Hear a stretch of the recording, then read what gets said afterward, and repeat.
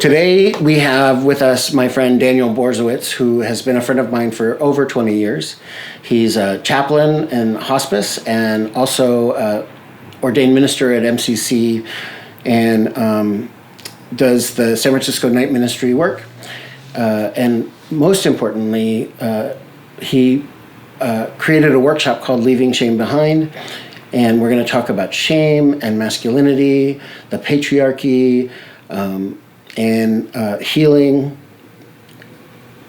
and all of those lovely things that we want to keep secret. Question 1. How can spirituality help us to come out in the various ways that we do? Well, I think for me, speaking as a Buddhist, and I think we could probably say the same is true for most spiritual traditions, that it invites us into some kind of relationship with ourselves, right? And so, in Buddhism, we practice and work towards coming into relationship with ourselves, either through meditation or other rituals. And so, in that relationship, finding out who we are authentically and being able to feel empowered in that who we are as individuals, and recognizing that it's our individuality that connects us to whatever it is that we want to think of as the ultimate or the outside the mundane everyday world, right?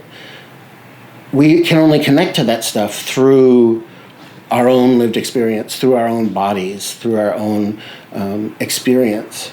And so the more intimate we can get with that and the more we can take up our place in that, the closer we can get to an authentic expression of whatever it is, even whether it's sexuality or kink or desire or how we want to be in the world. It all matters. And I'm going to silence my phone now. Perfect. Question 2. Why did you decide to create this podcast? I think that for me, I'm really interested in being a part of a community that's really focused on healing and focused on authentic expressions of ourselves. And that's brought me into connection with people from such a variety of spiritual traditions and a variety of lived experiences, some that are vastly different than mine, others that are really similar to mine. But I think everybody has this way of sharing what it's like to be them and how it is that they got there. And I think that can then teach us how to be ourselves more and heal the pieces that feel incomplete or invisible or difficult or just to sort of make it through the day. So for me, it's really I want to be in conversation more, and these are all people that I'm in conversation with anyway. But to have the conversation recorded about how it is that we are in the world, and the recognition that spirituality is kind of useless if it doesn't make my life better, if it doesn't affect my worldview and doesn't affect how I am in the world, or make me a better person, So that's the idea behind the podcast, and that's why you're going to see so many different expressions of humanity. And hopefully in that we'll see ourselves a little bit more clearly. I know already we're on episode 5, and I already see myself more clearly. Like, it's helped me. And because there's something that happens too in the filming of this that changes, these are conversations I have all the time because those are the people I hang out with. But in the filming of it, it makes it more real, more, it exists in a more tangible kind of way. And so at the end of almost all of these, I've just felt so amazed at what we talk about. So that's why I do this, and that's what I hope you find here. And if you don't, let us know. we're really, I think the other piece is I want to have a conversation not just with the people I'm here with, but also with the people in the audience. And what are the things you like? What are the things you don't like? What do you agree with? What don't you agree with? Can we find ways to develop conversations together? And what would that look like if we're doing this in this virtual kind of way?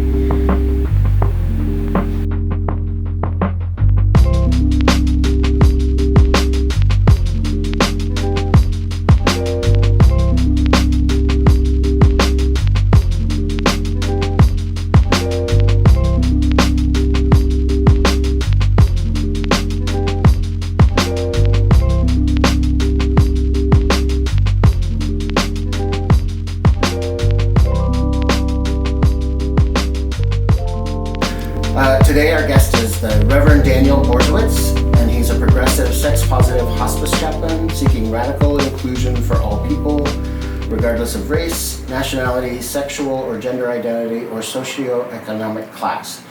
Daniel works to provide solutions for problems that individuals have difficulty dealing with. Shame and internalized homophobia are two examples, and assists in connecting people with others for mutual benefit. And the reason Daniel's here is he's the creator and facilitator of Flourishing Beyond Shame, which focuses primarily on shame surrounding sexuality and gender identity. And he facilitates classes on desire and intimacy. Social justice is also an important part of his work. And you can find out more about Daniel's work at the website leaveshamebehind.com, which we'll have a link to. And Daniel is a graduate of the Pacific School of Religion in Berkeley, California, with an MDiv. And he's also a good friend of mine who I've known for over 20 years. Yeah, a long time. We were both much younger and prettier. And specifically, I wanted to talk about your work with shame, and I know that you and I have had numerous conversations about this. And so I want to start with, what led you to this as a practice? What led you to figuring out this is shame and I need to work on it in my life. And then of course that work leads you into doing it for other people, but how did it start for you? For me, being a large person most of my life, I've struggled with body image. And for me there was a lot of shame around that, bullying and name calling when I was young and also getting older, not to mention even just the being queer and being a sissy boy, right. Which was part of it as well. But there was the body image issues that for me was really kept me from becoming the authentic person that I wanted to be, or that I thought I was supposed to be, because I hadn't even growing up I had no idea what that was supposed to be for me. And one of the things that over the course of my years of getting older, being an adult, getting into my 30s, and then moving into a place where I actually started to recognize where there were issues in my life, as far as with alcohol and drugs, which I stopped doing in my early 30s. And that actually allowed me to be a little bit more aware of some of the issues that were intrinsic to who I was, and being a full-figured guy was something that I struggled with. And starting to recognize that the things that people told me were not actually true. Right. About being, I'm a slob, I'm lazy, I'm, out of shape. All these different things, these shaming mechanisms that we use. Right. I also recognized that I was actually using those on other people. Right. To feel better about myself. Right. And that was one of the things that I realized that I needed to become more, to start letting go of those things.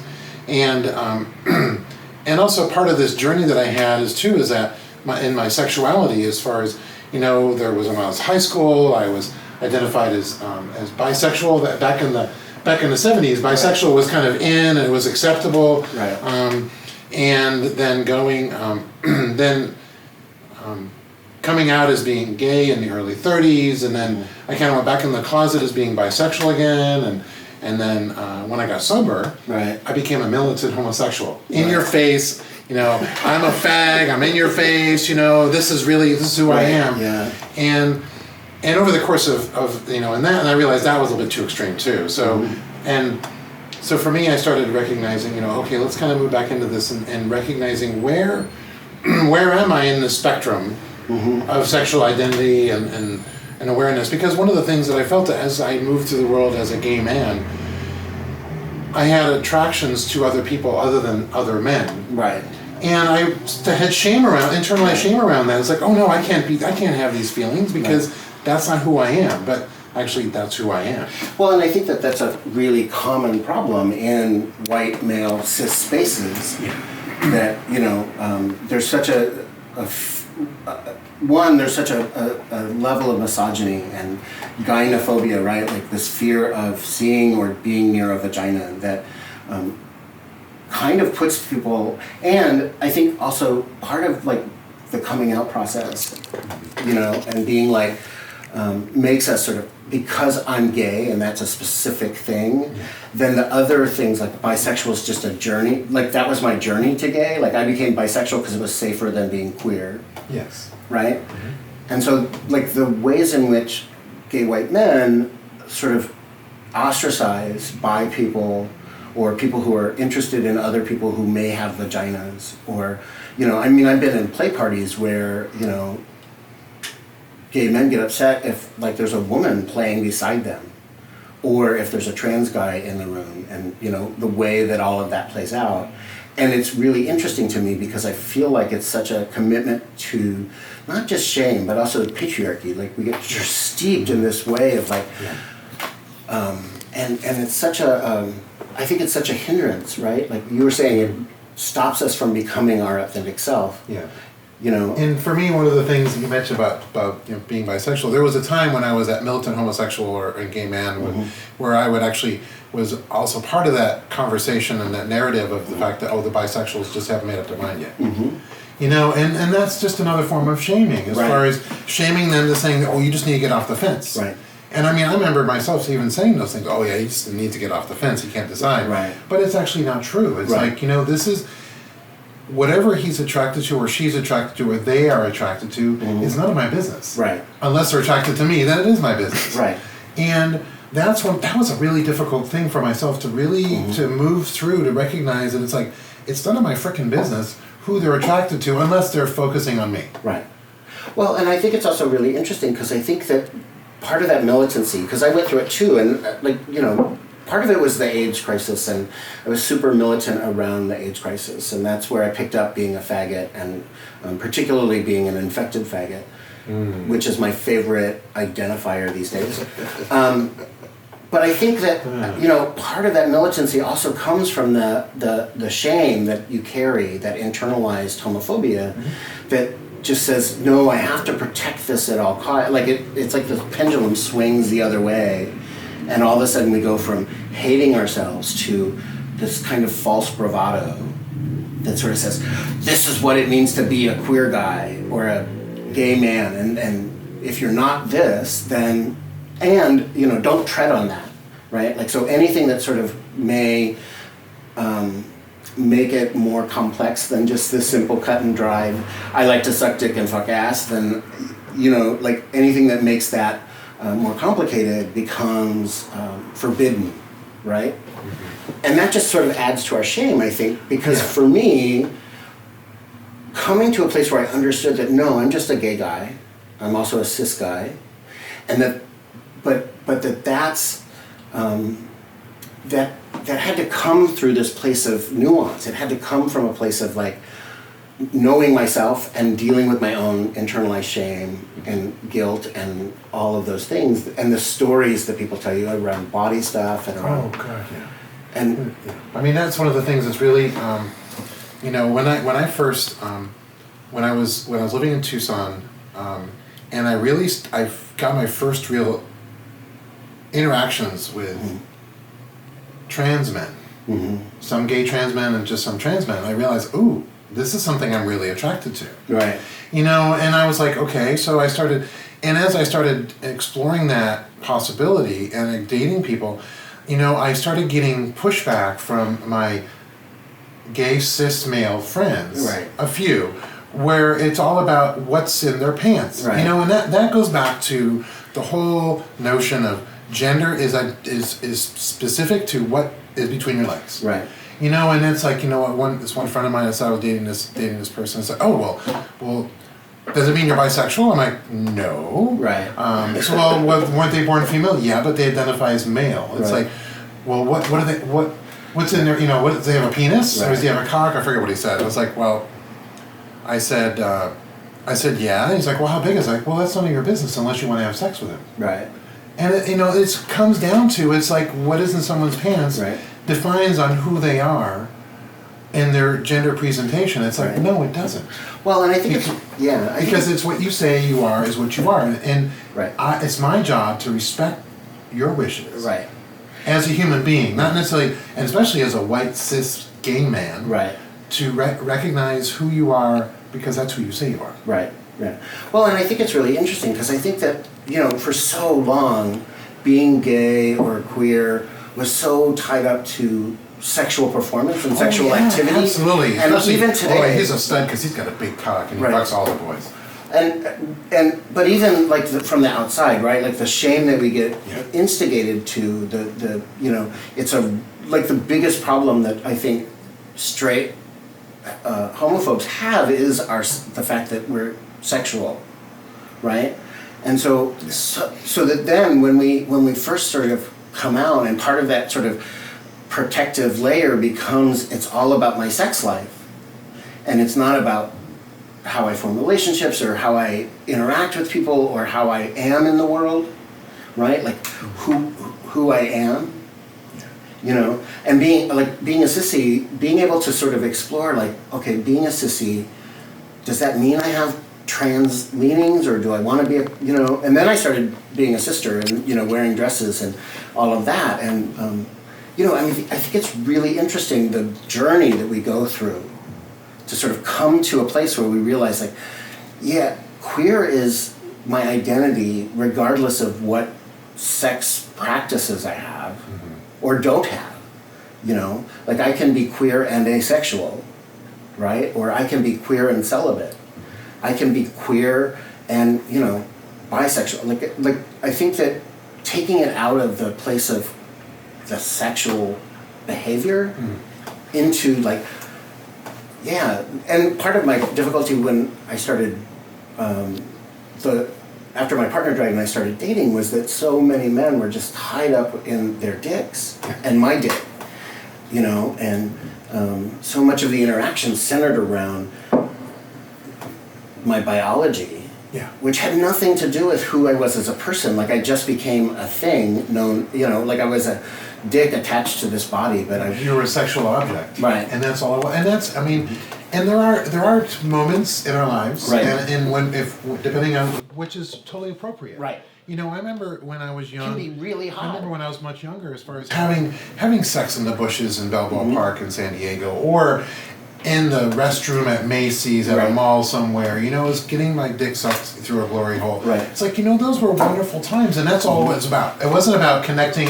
Right. on a relationship level. It was Right. about sex. Right. And those things are okay, and being able to share those things openly today Right. is something about letting go of the shame around those things, because those practices, are shameful, because they're not shameful. They are needs that we needed to have fulfilled, and at the time we were able to do that. It was consensual. Right. Even though it was in a And it's also seedy, fun. it was in a Yeah. seedy place, seedy, dirty place, and I use that term loosely because other people would call it that, although the floor of the bathroom usually was dirty. Yeah. Or in bookstores back in the day when those Yeah. things, well, I know they're still around too, but back in the day doing those things, and it's like that also added to the excitement Right. of it as well. Right. Because it was that forbidden thing, that thing, oh, what if we get caught? But I also think that it's momentary, right? Like, Absolutely. so it's not a definition. Like I And it is transactional too. right. Totally. You suck me, I suck you, or Right. whatever, and that's it. We're done. Right. And it's transactional, but it is hot. Like Yeah. I went through times when that was the best thing. Like, oh my God. And there was no shame attached to it. It was just, that was what I was doing. And I think that what happens though is when we try to make that the only expression of our lives that we have. I think when I was, part of it is that became like it was the only way I could relate as a queer guy, like, you know, and then I thought, oh, that's what it means to be queer. Yeah. So, and if you're not engaging in that way, then you're kind of a different, you know, you're not down enough, you're not queer enough, you're not, you know, like the very, oh, you're just a sweater queen, you know. Yes, I remember that. You know, all of those comments that would come up, and it was like, or, you know, oh, you're not kinky enough, right? Or you're not, you know, like, coming out as monogamous a few years ago, and like the pushback that I got, because people just sort of assumed that meant that I was down on people who were poly or non-monogamous. And it was like, well, no, that has nothing to do with it. And then there's also the other thing around, especially since marriage has become legal, Right. is that if you're not monogamous, Right. then there's something wrong with you. Yeah. It's like, well, why are you not? It's like, Right. you know, are you guys going to get married? It's like, no, we have no plans of getting married. It's Right. like, you know, we're in an open relationship, you know, you know, that's part, but that's also part of the shaming thing. Right. One of the things that, going back to the anonymous sex and the transactional stuff, is that for me, that was also part of getting the validation. Right. And that was to help because of the body image issues and the internalized shame and homophobia and stuff that I had, that I was able, you know, by getting those in situations. Oh, he likes me. You know, kind of going back to was it what's her face? Sally Fields. Right? Right. Oh, you really like me. It's like, you know, getting those validations. If someone looks at me and smiles at me, oh, they like me. They want to have sex with me. You know, and it's like it's all stuff in my head because I crave, and not just I, but we crave intimacy. Right. We crave people's attention and their validation. Right. Because that's part of who we are as social creatures. Right. And if we didn't get it growing up, or even if we did get it growing up in certain ways, we still crave it for more things because we're not. The important thing is I've learned is that the validation has to come from me first. Right. Because I can't expect, I mean, I can hope and want for other people, but having those expectations that it's only external validation is not a healthy way to be. Well, and also that not only that it's only external, but also that it's external and it looks a particular kind of way. Yes. Right? Like, if you want to do X with me, you know, or you look like X and you approve of me, then I'm okay. Yes, absolutely, Right. absolutely. And Oh, so, he's got a really hot boyfriend. It's like, oh, well, how did he get a really hot boyfriend? It's like, because, you know, he must have a big dick. Right. Which is, I remember Or lots of hearing that. money. Or lots of money, yeah. Those two things. It's like, what if he has neither of those things? Right. What if he's just a nice guy? Yeah. Right. Oh, God, no, that can't be it. Right. Exactly. And the way that, and that's what makes shame so insidious, I think. And that's what, you know, when I teach around desire and stuff, and I try to get people to sort of see how desire is embodied in them, in their body and in their experience. What does it feel like? Yeah. And what is it tied to? Like recognizing, like sometimes my desire stemmed from loneliness, feeling isolated, needing attention, needing some kind of gratification, some kind of I don't want to say it's unhealthy, but it wasn't going to actually, my needs weren't going to be met if I went on the hunt. You know, if I'm looking to fix loneliness, the bathhouse isn't going to help me, right? It'll help you for the moment, Right. but it's not gonna fix the problem. Right. I mean, it's situational. Right. And the other thing is I think we also feel like, oh, we are not allowed to be lonely. Like we're not allowed, like that's a problem and we have to fix it. Instead of being like, this is actually just part of human experience, right? All of these things are just part of what it means to be a person. And it's okay. And I don't have to fix it. I don't have to go out and hunt for it.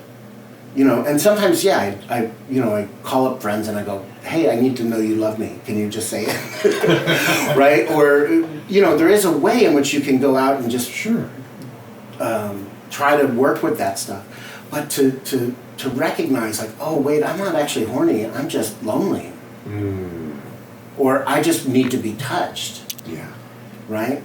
And maybe if I just need to be touched, maybe there's a better, more... Maybe a friend could come over and you guys Right. could sit on the couch and cuddle. Right. I had someone who was, I heard you're a really good cuddler. It's like, can I come over and we cuddle for a while? It's not sexual or anything like that. And this is somebody I've known since my time at Pacific School of Religion. I've known him through graduate studies. and came over, and we laid on the bed and we cuddled for a while, and it was really nice, and it's like, Right. and it was not sexual, and it was that's one of the things that men really crave, that intimacy. Right. Because we're human beings. I mean, Right. that's the point. I watched this wonderful documentary yesterday afternoon. Eric and I watched it, my partner, and it was The Mask You Live In. Oh yeah, I've seen that. And It's really it was wonderful. wonderfully done, but it talks about those models that boys grow up in, as far as Right. be a man, don't show emotions. Right. And that's one of the things that, regardless, even for us queer boys, Right. we grow up through that life, as far as being told, be a man, buck up and just deal with it. Right.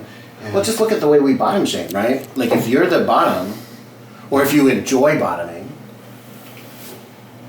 then you're less masculine.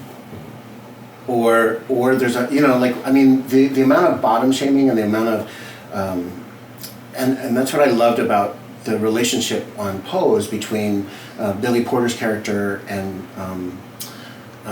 what was his name? Dylan's character.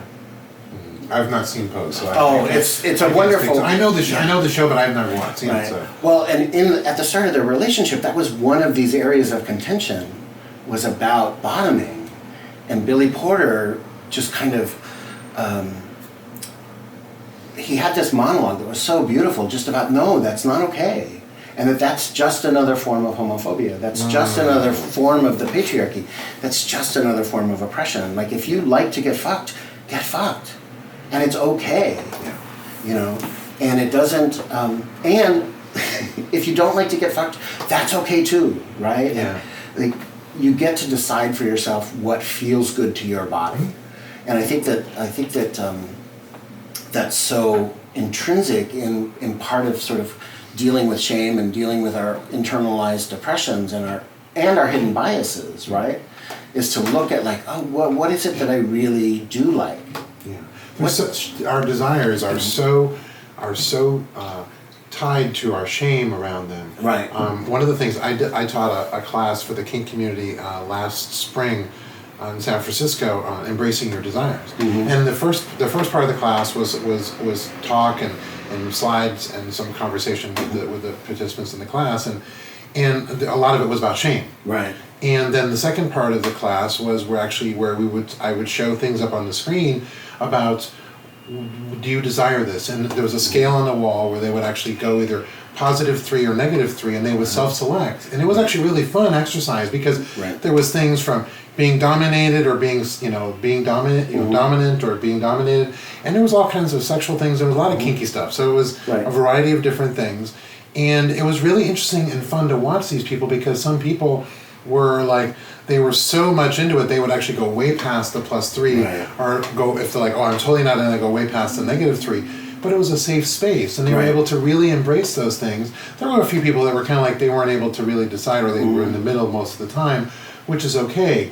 And the important thing, though, is to recognize what your desires are. Right. Yeah. And be okay with that. And one of the things during the question and answer at the end, one of the persons brought up was like, well, what about the taboo things? The taboo sex stuff, the taboo kinky stuff that we don't want to talk about, And it's like, those are important things to talk about in a safe space. Right. And it's like one of the things, when I do that class again later this year, I'm going to actually put in some of the taboo stuff that I didn't include before. Right. Because I was like, well, I mentioned some things like cutting or knife play, not really cutting, but knife play, and, and looking at something, maybe looking at a little bit more, go a little deeper for people. Right.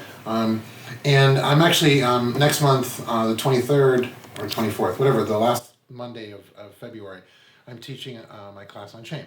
Right. But this time, I'm actually not doing it on sexuality and gender. I'm actually doing it for the kink community, and I'm actually looking at shame around being a dominant or being a submissive. So top or bottoming. You talked about bottoming, shame about bottoming. It's like, how do we move through the world as authentic beings? Right. And that is the thing that I really am focusing on in this year. As far as one of the things, my plans was this last year was a time of kind of recuperating and nesting with Eric, and since I stepped away from my more extensive work with the plant industry, and to now that I'm coming into this new year, as far as wanting to get back into this work, the educational part and the activism part of shame. So we were talking about the experience of being a clergy person and being visible and talking about things like kink or sexuality in terms of religious experience or in the context of a religion or spiritual life, and not having it be like, oh, you know, it only looks like this thing, right? Like of two totally in love people who you connect intimately, and that's the spiritual expression of sexuality is this thing. For some people, it is, and that's great. Yeah. And that, but it can also include like the desires for sex that is hot and exciting and meets my desires is just as spiritual, no matter what the behaviors look like. Or no matter what I like to say when I teach that there's nothing that you can think of that's consensual, that's outside of the teachings, that's outside of, as long as there's consent, it's all good. And so whatever your personal expression is, the actual practice of being a spiritual person or being a Buddhist is to be in your body and have an authentic experience. So it doesn't matter, like, if you're authentically having anonymous sex, great. If you're both in the room and it's great, everybody's consenting, wonderful. If you're, practicing Tantra and, in these ways of 3 days of intimate connection without orgasm and doing all the other ways that sometimes people think sex has to be, but I think it's really interesting to sort of talk about kink and desire in religious contexts. And, I mean, for me, that's one of the things that I think kind of goes back to when I was talking earlier about being in-your-face homosexual. I think for me, that's also part of that was maybe my training ground for becoming more authentic in my life about being a hospice chaplain, being a minister, a clergy person, and being able to move through the world and be shameless, or shame-free about some of the things that are in my life, because it was like, oh no, I can't talk about those things with these people. And now there are contexts where it depends on context, because there are certain situations where I don't need to talk about my kinky self when I'm talking with a patient who's dying from cancer. However, there's times I wear long sleeves at work, so to cover my tattoos. There was one time for a connection with a gentleman who was in his 80s. He had actually, I think he was in his 90s. In his 80s, he was on the cover of some motorcycle magazine. He's got sleeve tattoos. For me to connect with him, I actually rolled up my sleeves and I showed him that I had tattoos because of the context. So I was able to open myself up for that. Even for this, tattoos, for a minister, for a hospice chaplain, is pretty touchy for some people. Other people think it's wonderful. I don't wear these types of earrings on my day job. I do wear small plugs, but I do put myself out there as being who I am, trying to be authentic. And if there's people that question it, and if they say, I don't want you to come back, it's like, okay, that is your choice, and I don't take it personally. And I tell people, it's like, if you don't want me to come back to visit you again, that's okay. I don't take it personally. Well, and sometimes you're in that interaction with it, and I think specifically around chaplaincy, like you're in an interaction and you just realize it's not working. Like whatever is going on, it's not working. And I often take those moments and sort of just go, hey, I don't know, I'm getting a sense that this may not be working for you.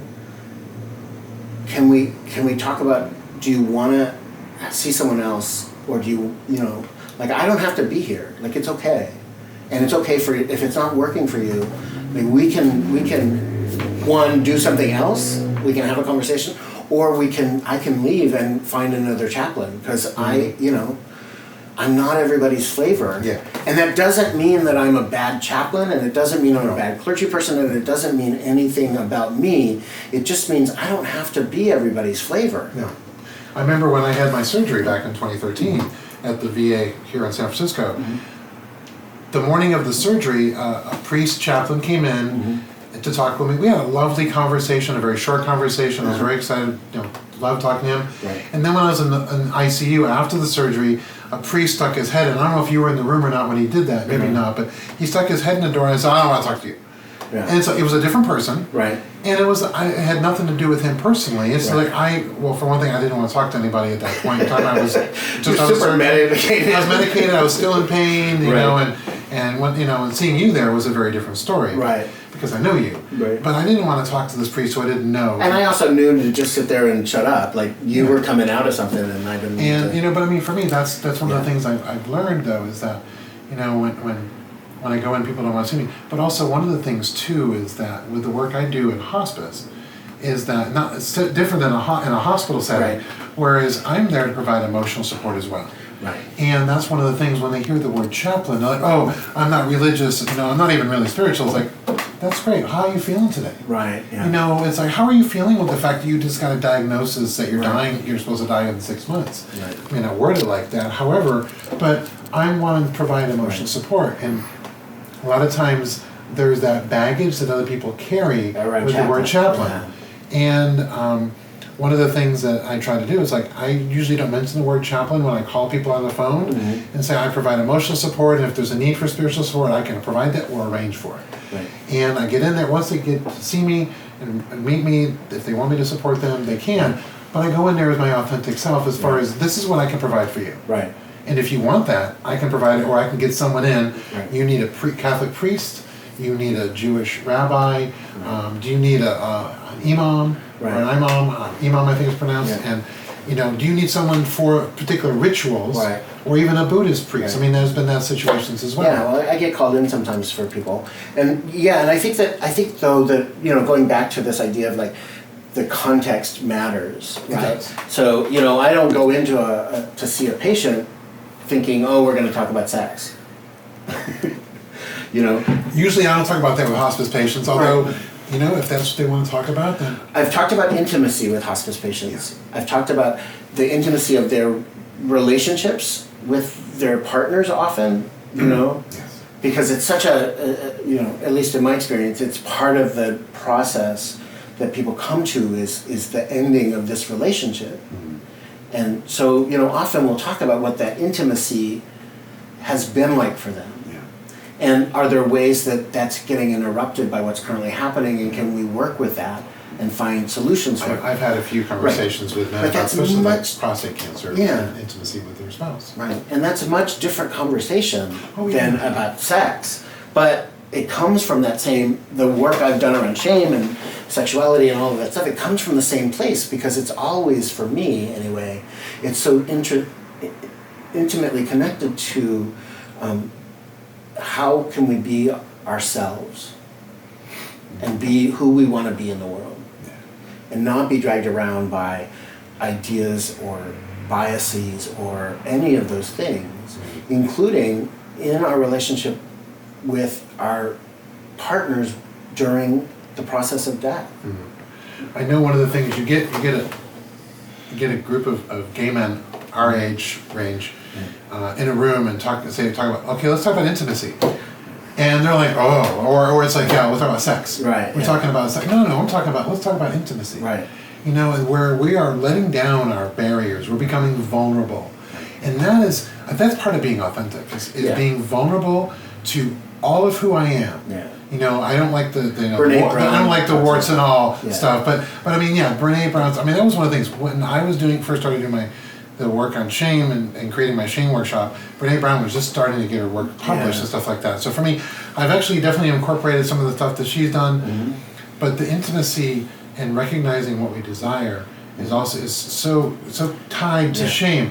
I want to mention this is a book that I read this last year was by Justin Lee Miller, Tell Me What You Want. Yeah. And it was about this largest sex survey they ever did in America, and it talked about all the different desires. I've preached on that. I preached Folsom Sunday at MCC San Francisco. I preached on that and talked about the 6 categories of things, you know, and about that we desire as human beings. Right. And most of the people that took the survey were identified as heterosexual. Right. So, you know, one of the key things that I got out of that is that statistically common means normal. Right. And that means if your desire is statistically common with a lot of people, then it's a normal desire. Right. And that takes a lot of the shame. It can. Right. It doesn't always, but it can take the shame out of desires. Right. Because of the fact that they have it, 4,500 people have it, Right. well, 200 people in a survey have this desire, it's common. And I guess for me, I actually don't want to tie it to that. I want people, just because I want people to feel like no matter what you feel, it's okay. And it doesn't have to be bad. It doesn't have to be, even if it's not statistically significant to other people, even if you're the only person in the world who has that particular kink or desire, it doesn't, like, it's great. And I think that you need to connect to it, even if you never get it met. Like, because that's the other thing about desire and intimacy. Like, sometimes I have desires I have no intention of ever fulfilling. Like, I know they're great, but no, that's not. That's just not going to happen. No. Right, and that's okay. Yeah, it is. It doesn't mean that I'm not authentic or I'm not, kinky enough or whatever. It just means, that's not something I want to do, and that's okay. Like, it doesn't, and that's why I don't like to think about in terms of like statistically significant, just because. And sometimes it's hot to me because it's, like, I miss the days when being queer was radical. Yeah. When we were not the flavor of the month. And, when the Castro was the Castro because it was the only safe place in the country for us to be, right? There's a certain way in which how that was kind of great for me because I miss being, I miss being radical. I miss being, it's sort of like on The Simpsons, we're here, we're queer, get used to it. And they go, yeah, we're used to it, stop marching. Well, there's a thing right there about that. Right, yeah. But I think for me, when I was talking about as far as the statistical commonality of something to make it to normalize it, right. That is also for some people. They need to know that they're not alone. Right. To let go of the shame around this thing that they've been holding, this deep, dark secret right. that they've been holding on that they're ashamed of, that they can't live into themselves authentic selves because of that. I totally agree with what you said about even if you're the only person on the whole planet who has this desire, it's okay. It is okay. Right. Absolutely. The work I do around shame, though, is because people want to know that they're not alone. Right. And that is a part that is important to let people know that you are not alone in your desires, and that there are other people that have similar desires or the same desire as you. Mm-hmm. So you don't need to feel the shame that you do because you're not alone. Well, and I think some people need that. Well, because I think that it's intimacy that generates shame. It's the intimate people in our lives that create the shame that we carry. Oh, absolutely. It's our parents, it's teachers, peers, all those people. All those people. And when we're coming out of shame, when we're working with it and trying to sort of cast light on it, it's often because of intimacy. Like, that we heal from that stuff, right? Like, it's because we begin to intimately connect with people and ourselves. Yes. So I think it's really interesting when we talk about shame, we can't talk about it without talking about intimacy. We can't talk about it without talking about how do we interact with each other as social people. Yeah. Because it gets instilled in intimacy and it gets healed in intimacy, and I think that that's also really great. Yeah. One of the things that I found very freeing of my secrets was sharing them with someone else. Right. And that took a lot of that intimate moment of sharing those secrets, those secret desires, the shit that I did in the past that I'm ashamed of or that I have regrets about, and sharing about those things allows that power within me, like it's no longer a secret. Right. I'm not carrying this to my grave stuff, you know. Right. But it's so freeing because it allows me to like say, oh, I'm not just carrying this alone. Someone else knows it, and they want to still be my friend. Right. They still love me. They still love me. They want to be my friend. They maybe not be my friend, but they still love me. Right. And that is one of the things that is so freeing with that, and that's where the intimacy comes in. Right. Exactly. That being able to connect with another human being on that intimate level, where you're letting them know all these things about you. Right. And that they still see you, they still acknowledge you, and they still say I love you.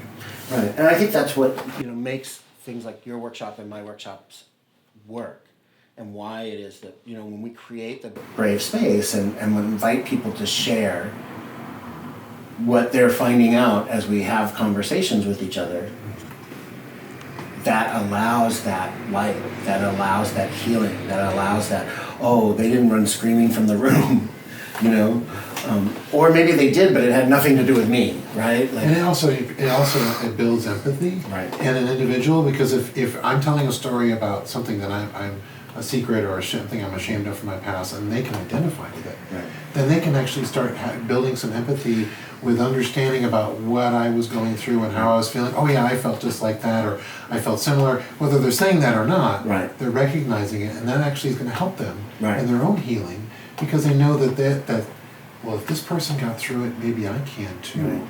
I mean, that's part of it, and it's one of the things that I've found that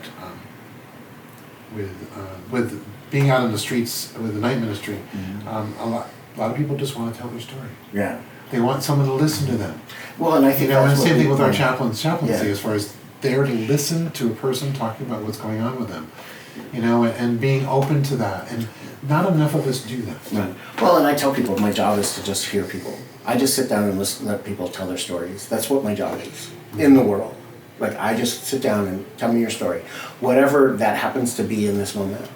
But that's what my job is, and that's why we do this podcast. That's why I'm a chaplain. Like, that's why I go see patients. Like, I just think the more that we can have people tell our stories, the better off we are as people.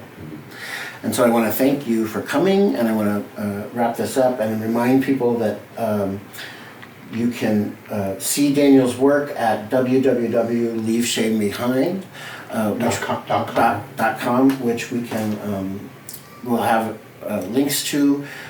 Follow us on Instagram and Twitter and Patreon, and so thanks very much for coming. We've been friends for so long that it's great to and we've had this conversation so many times. We have. And it's nice to have it on film.